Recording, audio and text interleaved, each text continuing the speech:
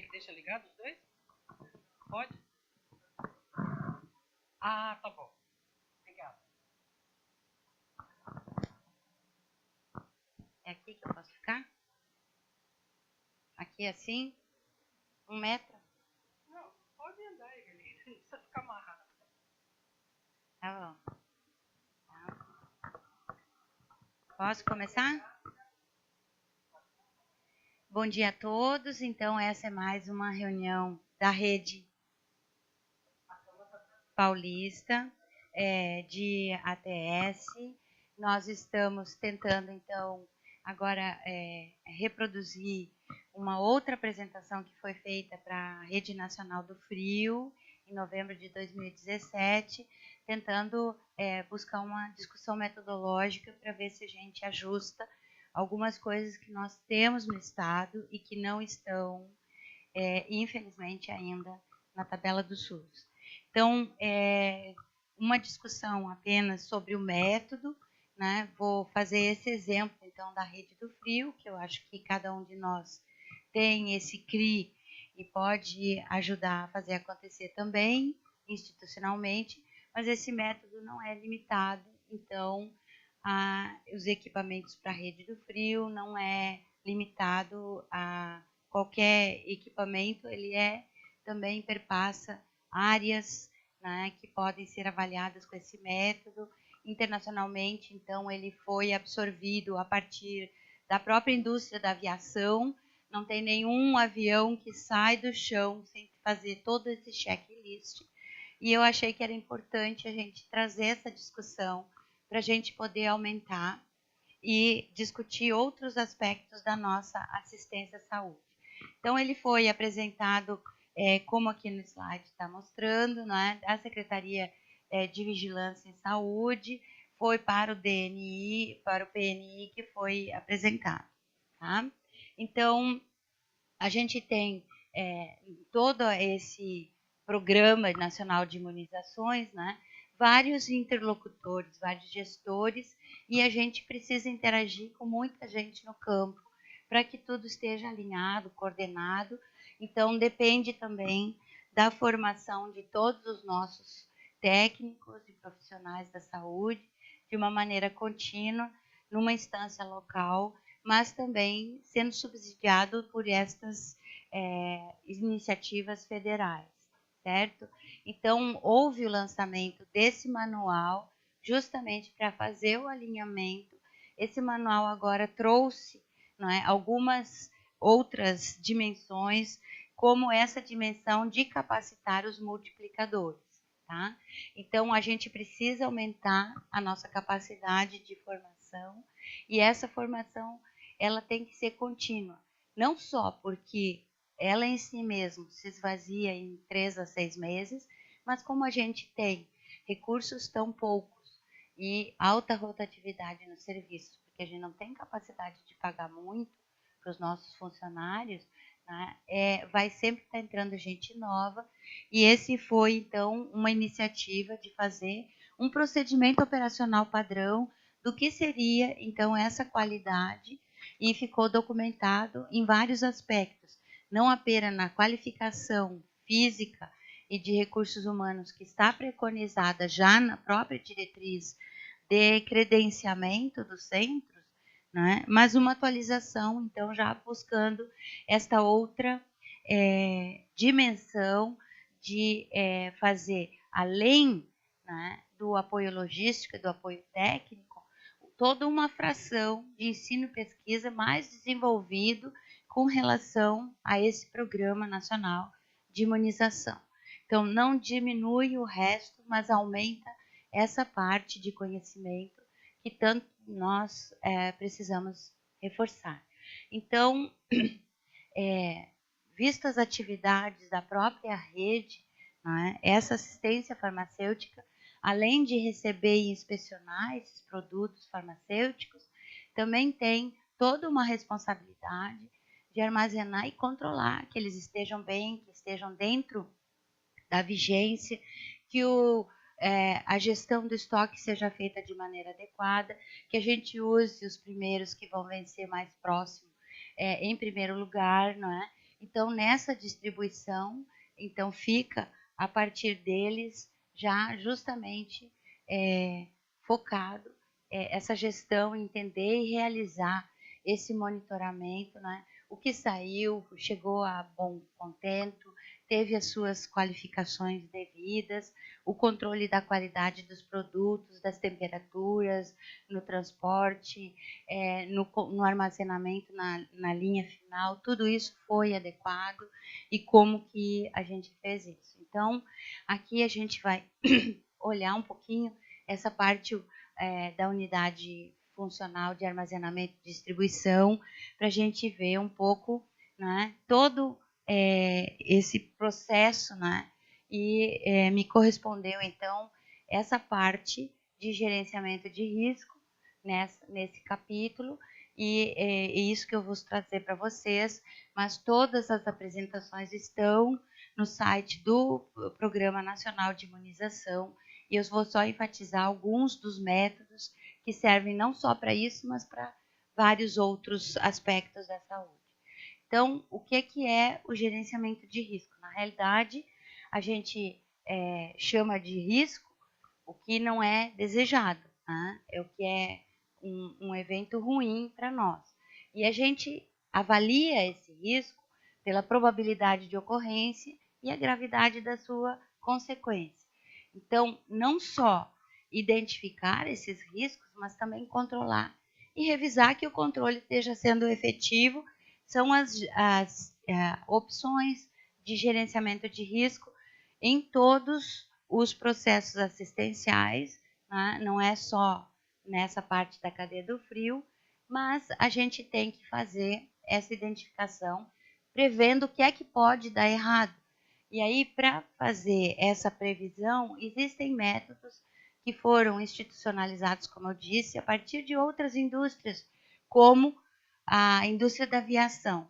E eu acho que é muito interessante esse paralelo, porque nenhum de nós quer subir num avião que não esteja plenamente inspecionado e que não tenha nenhum risco de ter um evento adverso, né? Então, a gente vai estudar através dos nossos processos, todos os riscos conhecidos, como e quantos eles ocorrem. Dessa maneira, a gente vai ter essa identificação numa previsão, se Deus quiser, antes que eles aconteçam. E aí, o de previsão está, por exemplo, na análise dos produtos para a saúde antes de comprar. Então, na Anvisa, a gente já colocou esse livro de pré-qualificação dos produtos, no sentido de prever quais são os riscos associados a esses produtos e os processos nos quais eles são utilizados, como que isso pode falhar e quanto que isso pode falhar, para a gente poder ter de onde aprender a priorizar esses riscos, porque eles existem em inúmeros encruzilhadas no nosso sistema de saúde, e a gente precisa, então, fazer esse PRA. Esse PRA é um checklist consecutivo, apenas coisas bem comuns, de bom senso das pessoas, nas quais a gente pode responder essas perguntas que estão no próprio checklist, para a gente descrever esses riscos. Então, qual é o risco? Quais são as potenciais consequências desse risco? Como esse risco pode levar a essas consequências? Quando ele ocorre, qual é a gravidade dessa consequência? E aí a gente pode fazer pontuações. Pontuações que são chamadas scores do PRA, e a partir disso a gente pode identificar as medidas potenciais de controle.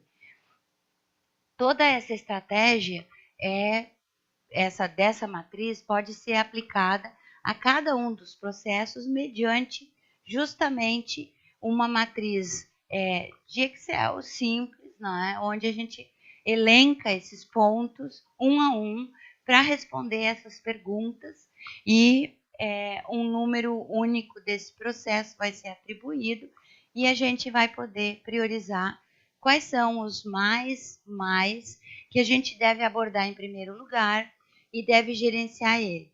Essa matriz pode ser muito complexa, porque os nossos processos assistenciais são muito complexos, as nossas áreas assistenciais são muito complexas, a interação entre as pessoas, então recursos humanos, ou fator humano, e fator área física, ela é importante e deve ser prevista, não é? Além dos próprios equipamentos, ou seja, a capacidade instalada em todas as suas dimensões, de como a gente pode prevenir e controlar essas situações de risco. Tá? Então, fazer só um exemplo aqui, no caso do Programa Nacional de Imunizações, eu trouxe justamente um evento que pode acontecer, que é a vacina congelar durante o transporte. Ora, como todos nós sabemos, o fármaco, vacina, é, em geral, uma proteína. E essa proteína, ao congelar, ela pode desnaturar-se e perder o seu efeito. Então, como a gente está fazendo? Então, este evento específico de que a vacina congelou durante o transporte, qual seria o impacto? É a inativação da vacina. E como é que esse risco pode ocorrer? Então, a gente não conseguiu controlar direito os riscos durante o transporte. Né? O transporte teve deficiências e permitiu esse congelamento. Tá? Qual é a probabilidade de que isso esteja associado com uma embalagem inadequada? Eu posso ir retrospectivamente olhar a embalagem no qual aconteceu esse evento adverso. Né? Qual é a probabilidade? Qual é a probabilidade que isso ocorra? Então, aconteceu uma vez em 8 ocasiões de transporte, né? Então, é uma categoria de risco mais alto, né? Mais próxima de 10. Então, vai ser qualificado dessa maneira. Quão grave seria o impacto disso aí, não é? Moderado seria 5, o mais alto seria 5. Eu não tenho como saber, porque eu não fui estudar as pessoas lá na ponta para ver se elas receberam essa vacina.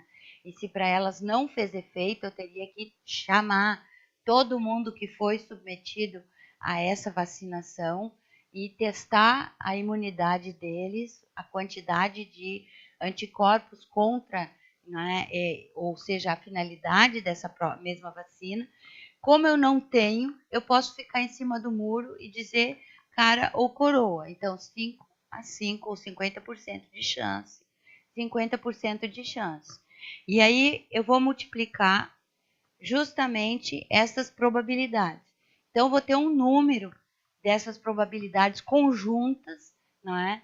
De que isso ocorreu e que efetivamente foi ruim para os pacientes, mediante essa premissa assumida de que tanto podia ser que eles tiveram destes lotes que não teve a inadequação da embalagem, quanto desses lotes que tiveram a inadequação da embalagem. E eu tenho lá um resultado de 35, tá? E como é que isso poderia auxiliar, prevenir e controlar essa situação? Então, tanto eu posso determinar que daqui para frente todas as embalagens têm que ser adequadas, né? Embora o risco seja 50%, o risco 5 ali, ó, tá? Mas eu posso corrigir os controles. Então, toda essa cadeia de atividades de gerenciamento de risco pode sim ser priorizada e substituir uma embalagem durante o transporte não é uma coisa que é muito custosa, que é muito difícil de fazer e pode ser um controle efetivo. Portanto, a gente pode determinar que isso ocorra e dessa maneira esses controles podem ser corrigidos. Então, qual é a lógica do PRA e por que tentar prever tudo isso? É justamente para melhorar a nossa comunicação. Então, eu coloquei um exemplo de uma estratégia de comunicação que não foi efetiva para a gente poder tomar isso aí. Então, isso aqui está na internet, a gente copiou de lá, uma estrada que é transitada por 2 carros que se cruzam, né? E justamente duas pessoas de gênero diferentes, só para ilustrar alguma diferença, né? Então, quando se cruzam, né, a mulher abaixa o vidro e grita lá, cavalo. E aí o moço, muito sabiamente, acha que ele está bem, então ele imediatamente abaixa o vidro e grita lá para ela, vaca, né? Cada um continua o seu caminho pela estrada, ele está orgulhoso de ter dado uma resposta ao insulto que a mulher lhe dirigiu, né? E ao girar na primeira curva, ele encontra o cavalo que a mulher tinha anunciado, né? E então, isso reflete justamente o que a gente chama moral da história, né? Que aqui, no caso, eu estou fazendo uma brincadeira, os homens nunca entendem o que as mulheres querem dizer, porque a gente tinha provocado justamente com esta diferença de gênero, mas pode ser em qualquer aspecto, pode ser o chefe e o subalterno, pode ser um colega e outro colega, né? Quando tem ego misturado, nós temos vários assertivas a esse respeito, né? Errar é humano. Só que a gente deve aprender desses erros, né? E para aprender desses erros, a gente pode fazer esses métodos que são usados, então, como a gente falou lá, em outras indústrias. Isto aí não é uma invenção da roda, a gente só traduziu isso, né? E a avaliação da probabilidade de ocorrência, se eu colocar o P, fica no primeiro momento, a avaliação da gravidade é o G, né? A avaliação da probabilidade de detectar essa falha justamente é um ponto importante, e a partir disso é que se fez esse índice de risco aceitável que se chama NPRA ou PRA, para priorizar justamente as ações preventivas e corretivas. Isso está numa norma ISO internacional que deveria estar sendo resgatada em todos os nossos serviços. E eu vou fazer um parênteses só para dizer uma coisa que eu não botei no slide. Em 1999, quando eu voltei para o Brasil, eu traduzi a ISO 9001 para serviços de saúde. Ela se chama ISO 9004. Quem quiser essa tradução, eu tenho ela ainda. Ela foi internalizada na BNT, graças a Deus. E a gente tem ela no Brasil também como uma ISO NBR. Vocês podem comprar ela ou podem me escrever e eu mando essa cópia em português que eu fiz lá atrás, no início da tecnovigilância, tá? Então, fundamentalmente, o roteiro, e isso está numa tese do Lucatelli, em 2002, na UFSC, ele foi um dos nossos gestores até do QualiSUS, SomaSUS, e hoje voltou para Santa Catarina, mas ele documentou muito bem todo um exemplo desse gerenciamento de risco e colocou esse fluxo que justamente eu acho que resume bem toda essa estratégia, né? Porque a gente tem coeficientes de detecção a cada etapa, né? E elas podem ser, sim, impedidas ou tolhidas por certos egos locais. E um dos exemplos mais drásticos que estamos vivendo é justamente a barreira que desabou de Mariana. E a gente está vivendo as consequências com o desmatamento ciliar e a migração de 3 vezes mais rápido desse mosquito que está fazendo febre amarela no estado de São Paulo. Então, eu acho que a gente tem sim, né, que entender que em qualquer momento pode haver barreiras a essa detecção, que são estranhas à própria detecção per se, não é? E que a gente pode melhorar. Então, a cadeia de todos os hospitais sentinelas, que são núcleos de avaliação, hoje no estado de São Paulo, tem que se fortalecer. A gente fortaleceu um aspecto que era a parte de segurança do paciente. Isso está dito dentro dessa própria RDC 36, que veio reforçar toda essa implementação do gerenciamento de risco dentro das instituições, mas que a gente deve avaliar para e passo, de maneira consecutiva, em mais ou menos todas as atividades e todos os nossos procedimentos operacionais padrão, para a gente determinar essas ações priorizadas e realmente avaliar essas formas de detecção e controle de cada uma delas, fazendo, então, um gerenciamento mais amplo e efetivo e, sobretudo, documentado, porque essa documentação vai permitir que a gente perpasse esses outros obstáculos que temos mencionado.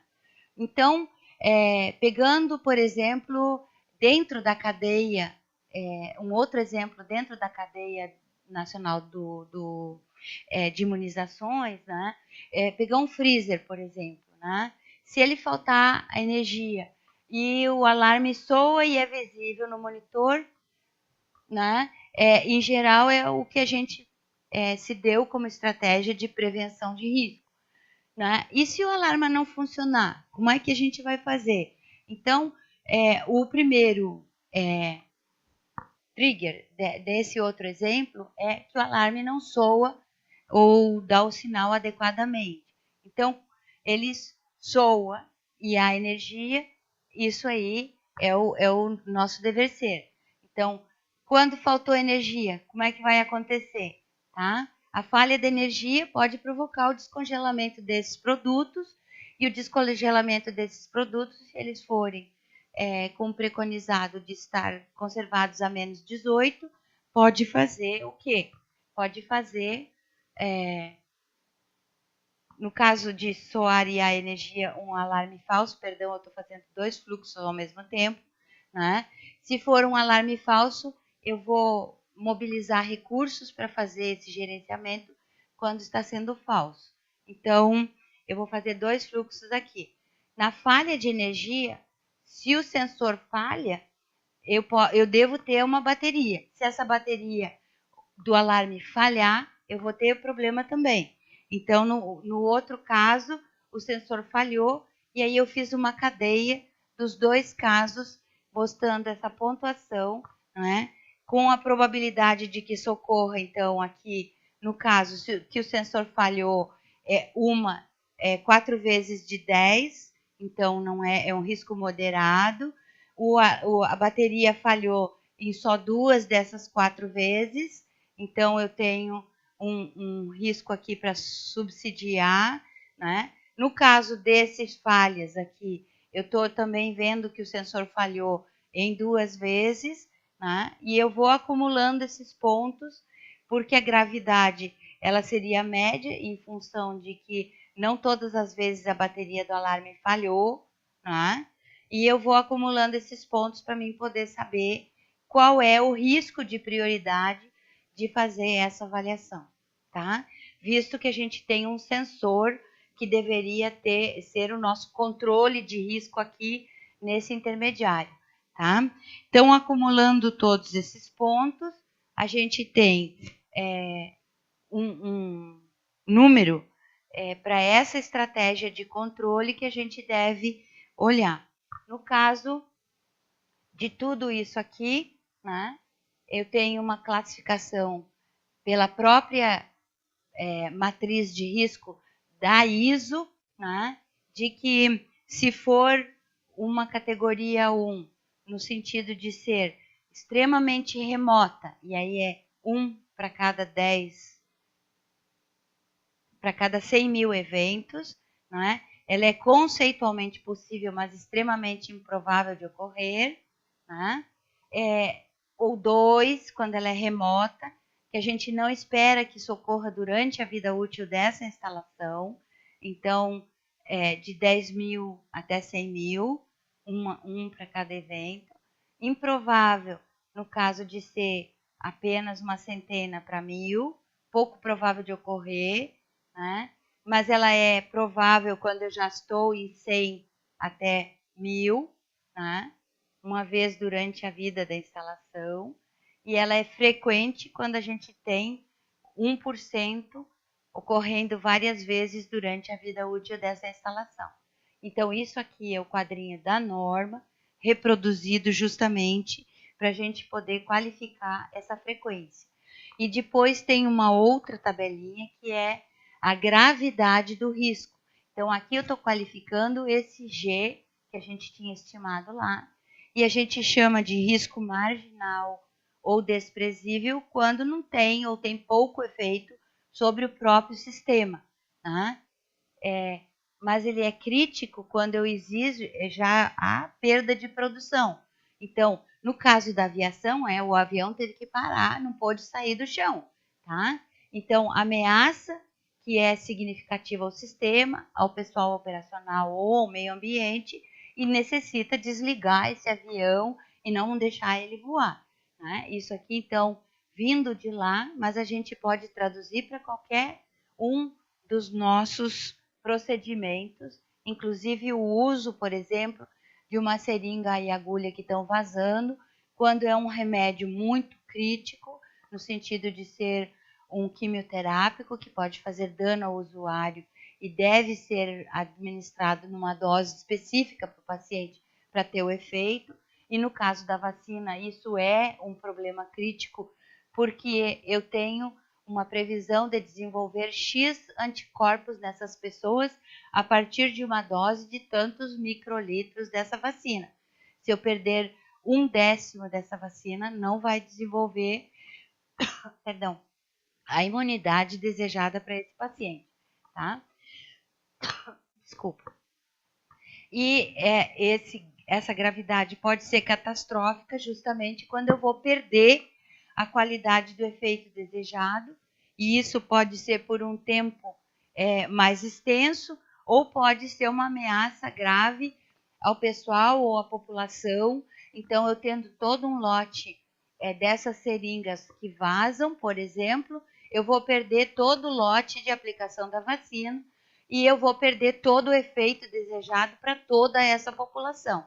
Então, quando eu tenho sequer uma seringa que vaza, né, ou uma agulha que arromba, que judia das pessoas, eu estou analisando o meu evento adverso entre essas duas pontas, de crítico a catastrófico, dependendo da amplitude, da magnitude de tudo isso, e pode ser uma coisa tão pequena quanto uma seringa vazando, e aí eu preciso desligar esse sistema, porque eu não posso continuar fazendo dano a essa população.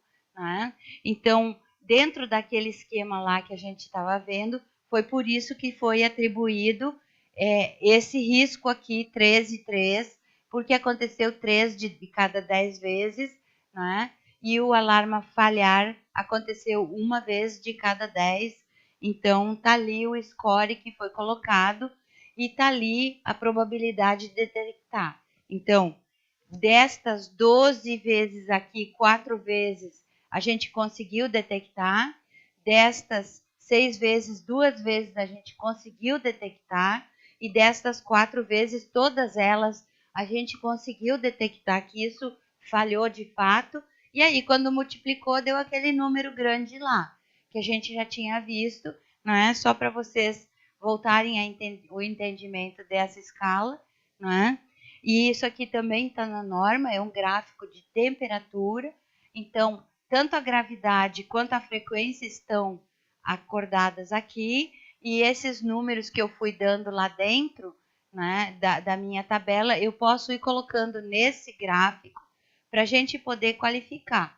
Então, 5/5, esse é o momento mais grave das coisas, tem uma frequência frequente, né, muito ocorre muitas vezes, e, ao mesmo tempo, ela pode prejudicar muita gente. Então, estou numa área crítica e catastrófica, eu tenho que abordar ela em primeiro lugar e corrigir esse sistema para que isso não volte a ocorrer. Né? Por que a gente desenha esses gráficos de priorização nesses controles de risco, nos nossos procedimentos operacionais?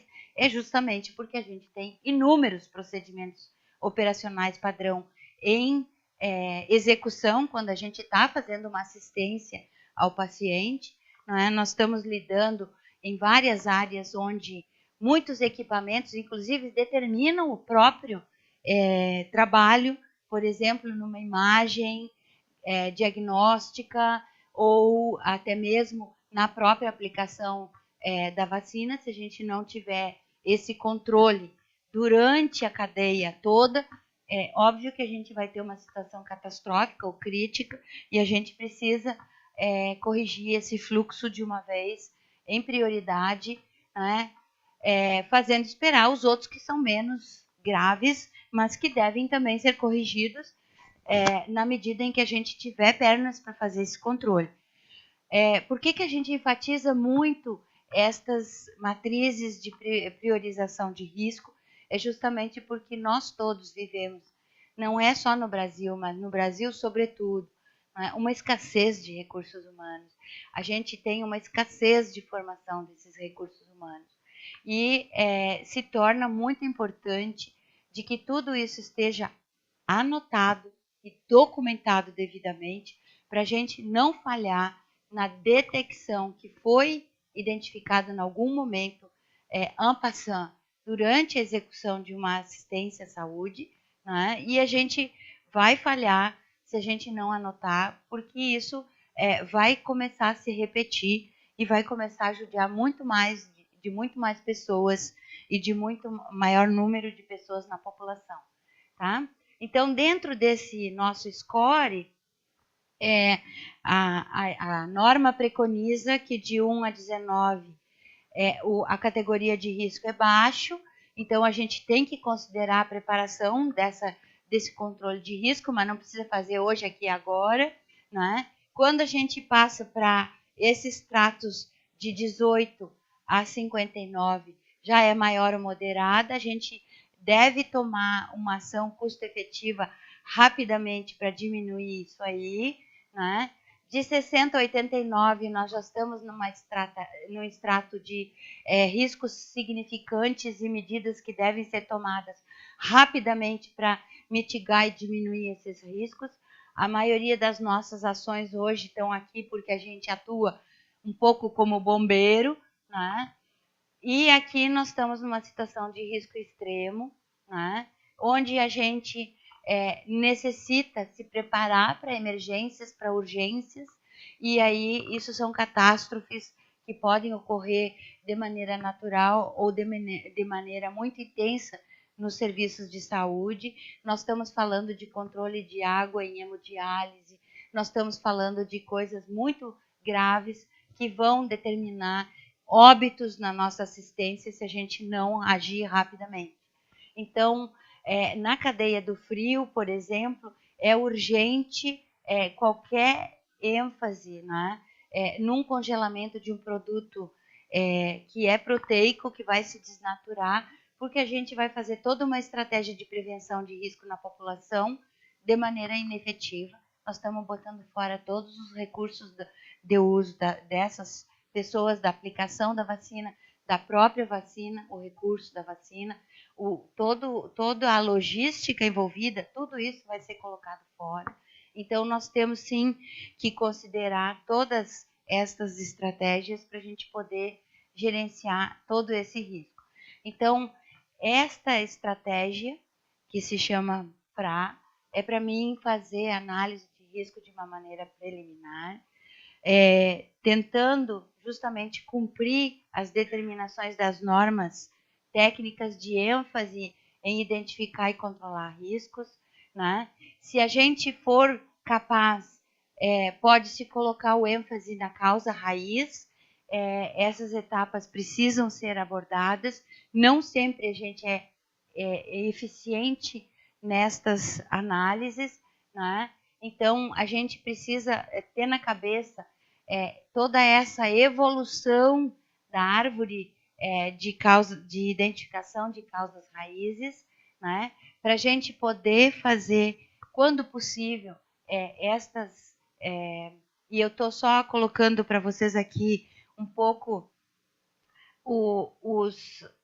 os determinantes da causa, então fica como um quadrado amarelinho lá em cima, né? Quando as intersecções entre cada uma das etapas, que são consequências, ficam explicadas por outros signos. No caso, o evento principal é justamente esse quadradinho amarelo lá em cima, né? E, perdão, ops, aí, a via de falha Então, ela fica identificada num quadradinho subalterno a esse evento, né? E a gente chama esse conjunto de vias de falha, né? O que aconteceu, qual foi o caminho que essa falha teve para chegar a esta consequência, né?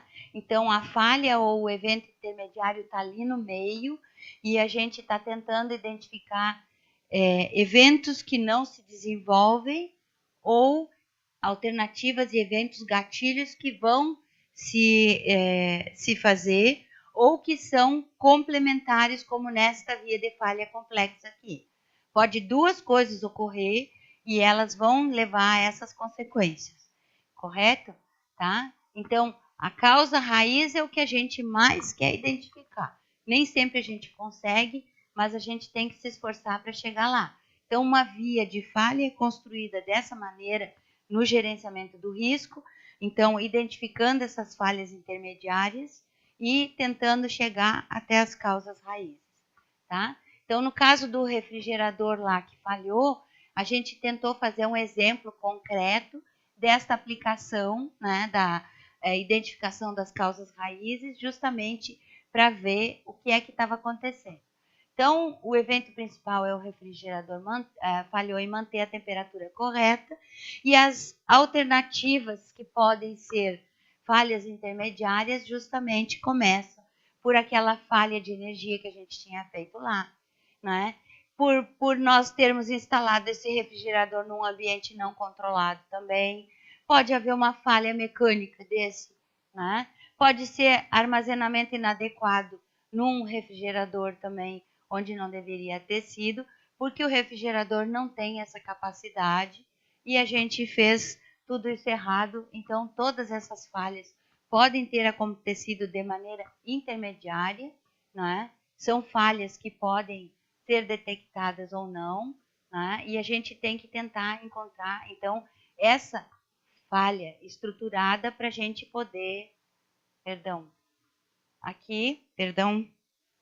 eu saltei uma. Ops. Não, eu tirei o identificador, eu tirei o slide, desculpem, né? Mas dá para vocês entenderem que a partir disso nós temos que voltar a desenhar isso para tentar entender quais são as causas de tudo isso.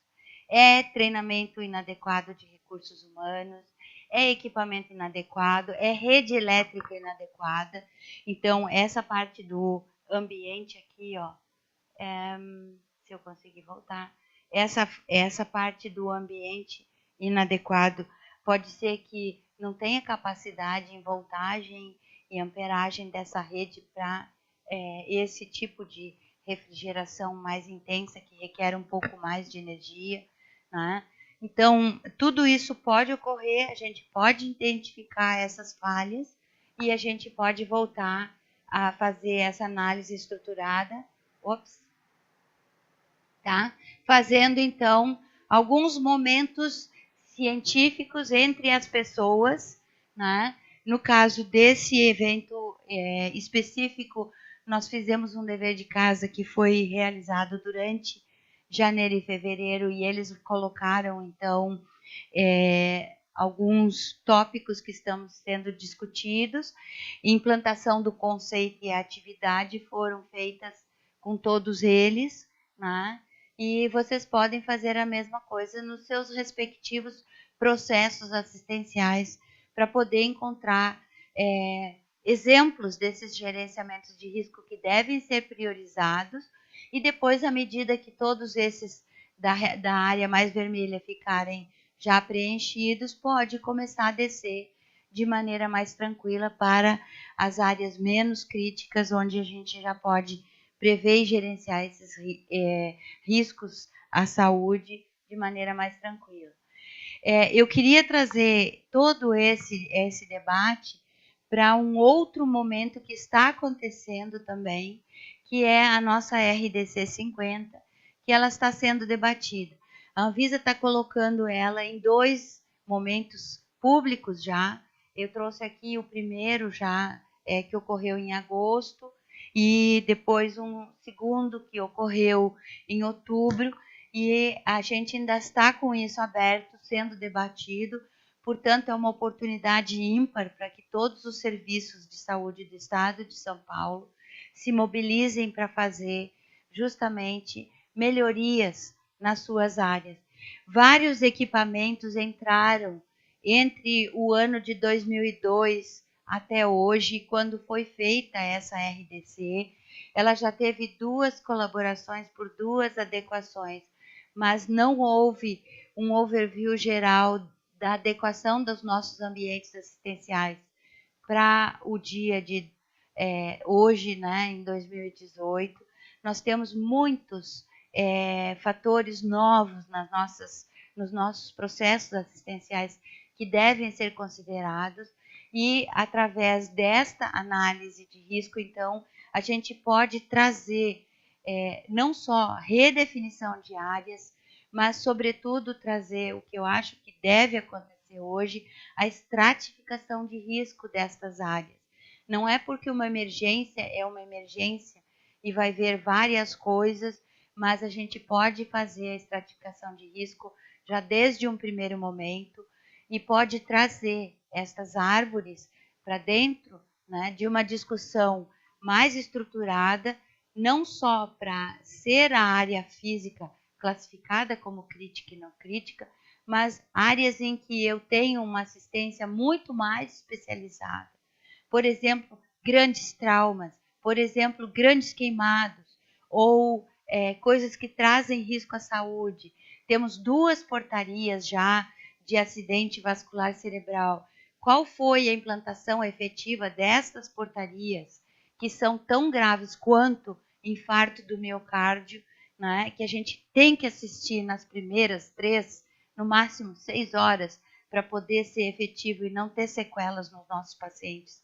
Isso tudo está imbricado na segurança do paciente, está imbricado também na segurança do trabalho a essa assistência, porque essas pessoas altamente qualificadas muitas vezes estão trabalhando em ambientes que não permitem que elas cumpram a finalidade a que se destina, né? É um transporte inadequadamente treinado, não tem condições de fazer desfibrilação, e a gente chega com os casos em parada, vários minutos depois, já com sequelas neurológicas.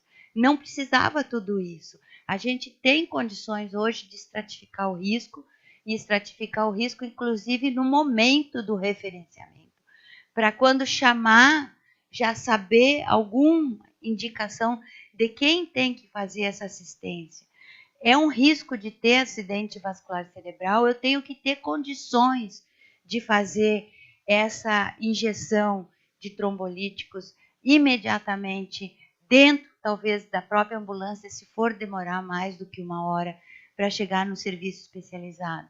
Esse serviço especializado que está recebendo essa pessoa que tem risco de ter acidente vascular, ele tem toda a capacidade, os neurologistas estão com eles, está ali toda a equipe vascular para poder ajudar a fazer esta recepção rápida e prevenção de sequelas para o paciente. No caso extremo também do infarto do miocárdio, a ambulância tem que ter essa preparação, esse treinamento. A área crítica que o recebe, né, também tem que ter. E não tem que estar cheia de gente com resfriado, com outras condições, porque não tem outra área para a recepção dessas pessoas antes na triagem. Então, todos esses processos críticos de gerenciamento de risco têm esses métodos para ser priorizados, e a gente no nosso serviço tem que colocar isso em claro para ver e identificar quais são as nossas áreas que estão efetivamente, adequadamente classificadas e preparadas para a atividade a que se destinam, e quais são essas outras áreas que deveriam, então, ter investimentos maiores para serem adequadas e poder fazer. Uma outra dimensão crítica que nós estamos vivendo são as 2 portarias de cuidados paliativos. Nós temos poucas instalações de unidades de cuidados intensivos no nosso meio. Embora o estado de São Paulo seja o melhor de todo o país, ainda falta e falta qualificar tanto as áreas quanto os recursos físicos. Por exemplo, nós temos enfermarias inteiras com ventiladores em condições, pacientes terminais em condições precárias que não precisava estarem sendo assistidas dessas maneiras, com pessoas pouco treinadas para o seu manuseio. Deveria ter, de acordo com as 2 portarias dos cuidados paliativos, nós deveríamos ter áreas específicas para essa assistência, com qualificação dos recursos humanos e físicos suficientes para poder humanizar de maneira muito mais agradável para essas pessoas, que elas não vão beneficiar dessa terapia e vão ter, então, uma terminalidade com uma série de processos invasivos sem necessidade. Então, tudo isso, será que nós temos já afiado? Será que tudo isso não deveria estar consolidado na própria norma da vigilância sanitária, de estrutura, né, desejada para o credenciamento desses serviços? Como que nós vamos consolidar tudo isso se a gente não trabalhar todos juntos para chegarmos lá?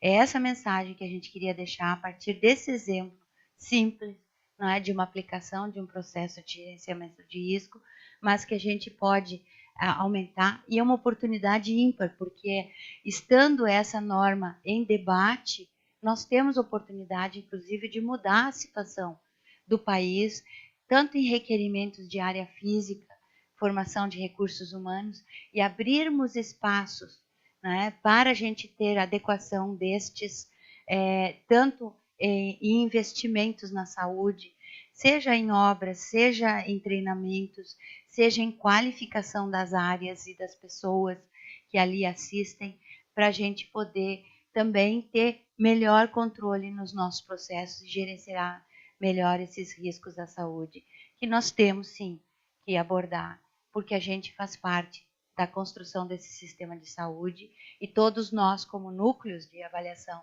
somos responsáveis de mudar a nossa realidade. Muito obrigada por hoje e eu espero que todo esse chamado vai ser atendido por vários de vocês em vários processos que serão priorizados e gradualmente serão aumentados para o benefício da saúde no Brasil. Muito obrigada.